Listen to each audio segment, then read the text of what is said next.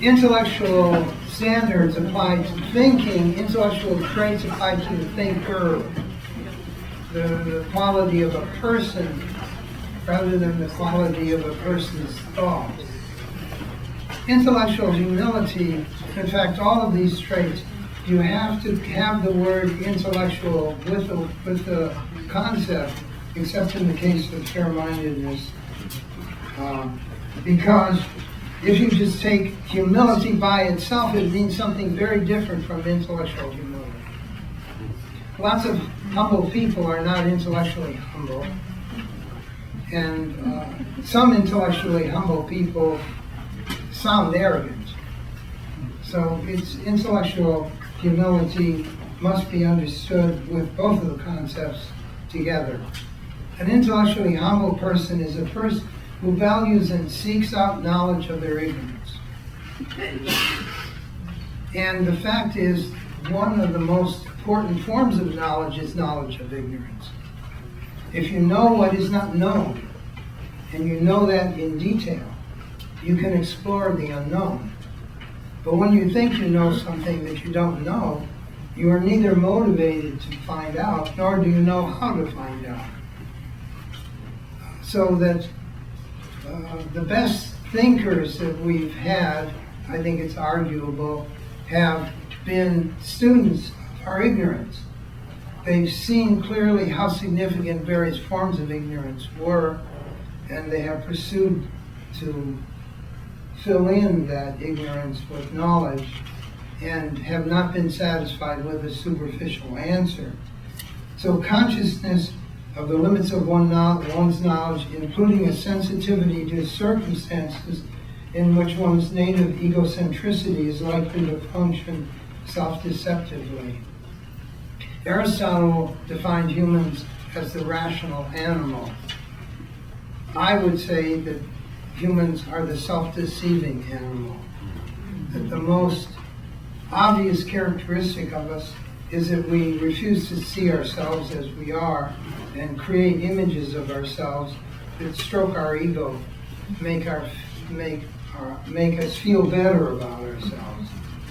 And sometimes the more horrendous our behavior, the better our image is to cover up that behavior. One could take very obvious cases like the self-image of Germans during Nazi Germany and the ease with which they felt very proud of what they were doing, even though what they were doing was horrible stuff. The capacity of the human mind to deceive itself seems unlimited. Intellectual courage is the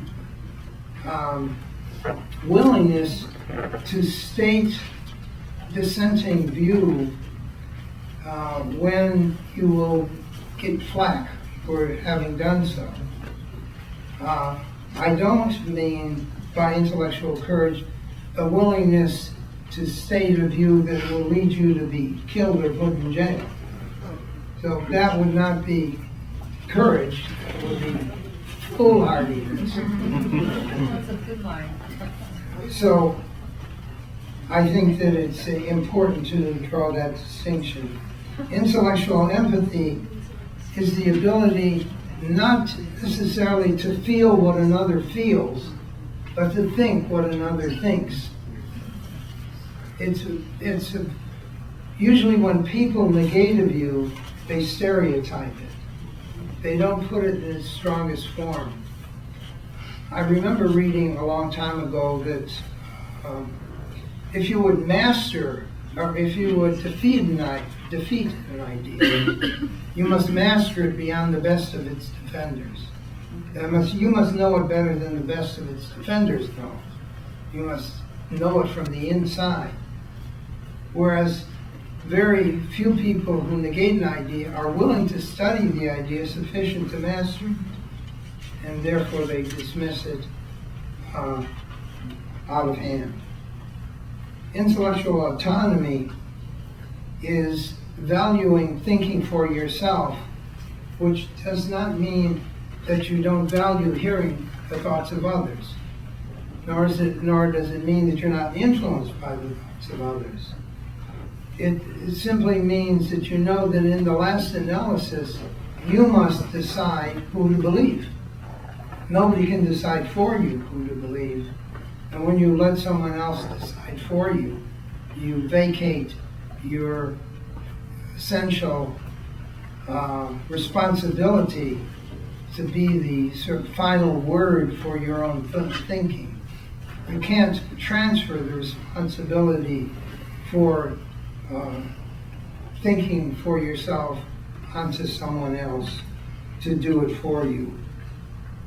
Intellectual integrity is the desire to see yourself as you are and to do whatever analysis of your behavior and thinking to see it truly.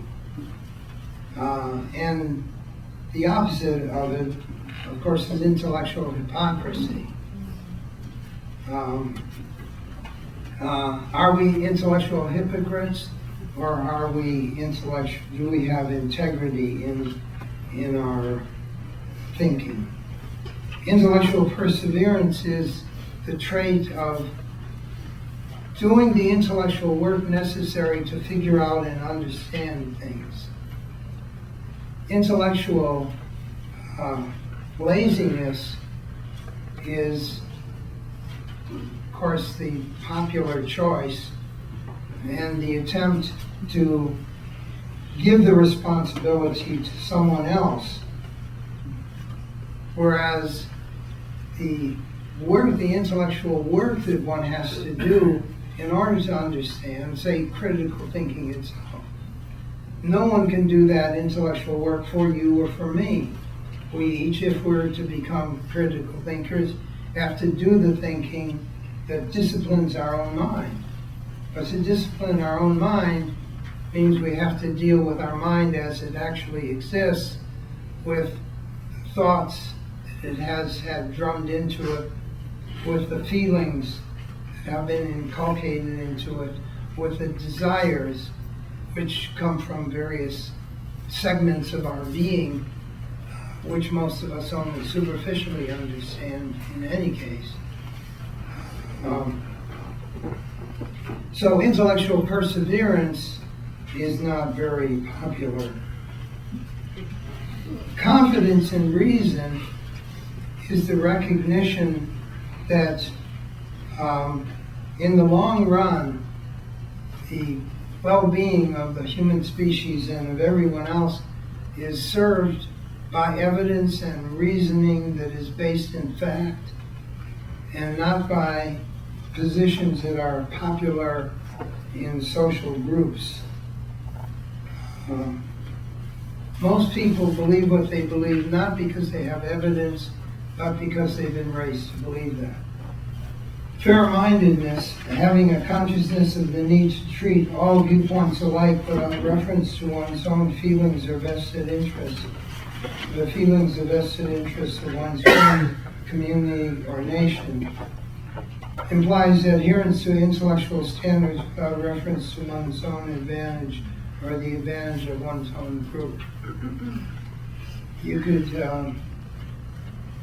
could see the challenge that exists inwardly and emotionally to seriously entertain views that negate views that we have held as true for a long period of time. As I slowly developing intellectually and had to rid myself of certain ideas that I was raised by, I had to go through the emotional pain of withdrawal from those beliefs. You find yourself, the mind sort of tortures itself a bit when you see that the evidence does not support what you have invested a lot of emotional energy in, and the need to give up a belief even though your, quote, heart or your emotions wants to hold on to it.